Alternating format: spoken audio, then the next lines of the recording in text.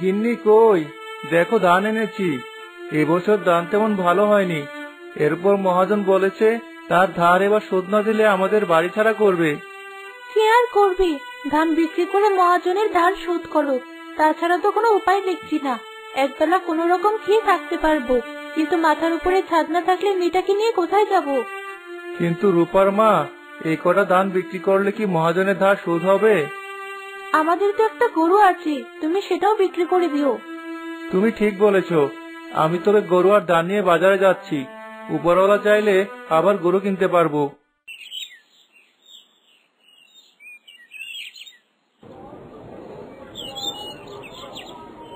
মহাজনের টাকা তো শোধ হয়ে বেশ কিছু টাকা বেঁচে থাকবে।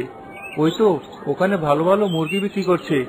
আমি বরং কিছু মুরগি কিনে বাড়িতে যাই, মেয়েটা বেশ খুশি হবে।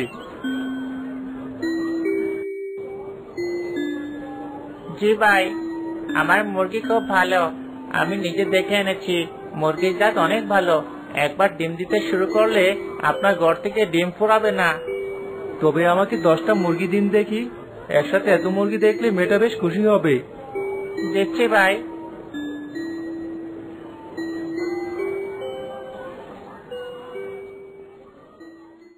রূপার মা, ও রূপার মা, কোথায় তুমি? বাবা, এত মুরগি কাদের?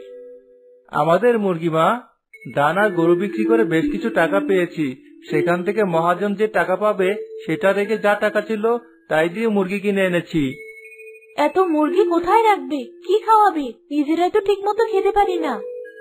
রূপার মা, রাগ করছো কেন? একবার যদি আমাদের মুরগি ডিম দিতে শুরু করে তাহলে দেখবে আমাদের সব অভাব দূর হয়ে যাবে। বাবা কিন্তু মন্দ কিছু বলেনি মা। চলো আমরা একটা খামার বানাই, সেখানে মুরগিগুলো ভালোভাবে থাকতে পারবি। কিন্তু তার জন্য তো বাঁশ লাগবে। আমি বাঁশ কোথায় পাবো বলো? আমার কাছে অতিরিক্ত কোনো টাকা নেই যে বাঁশ কিনবো। যে টাকা আছে তা মহাজনকে দিতে হবে। মুরগি যখন কিনেই ফেলেছো তখন তোদের থাকার ব্যবস্থা করতেই হবে। আমার কাছে কিছু টাকা আছে, লিমা ভাবির বাড়িতে কাজ করেছিলাম বলে দিয়েছিল। তুমি সেটা নিয়ে বাঁশ কিনে আনো। ঠিক আছে রূপার মা, আমি মহাজনের টাকা শোধ দিয়ে আসার পথে বাঁশ কিনে আনবো। মা রূপা, মুরগিগুলোর খিদে পেয়েছে, একটু খেতে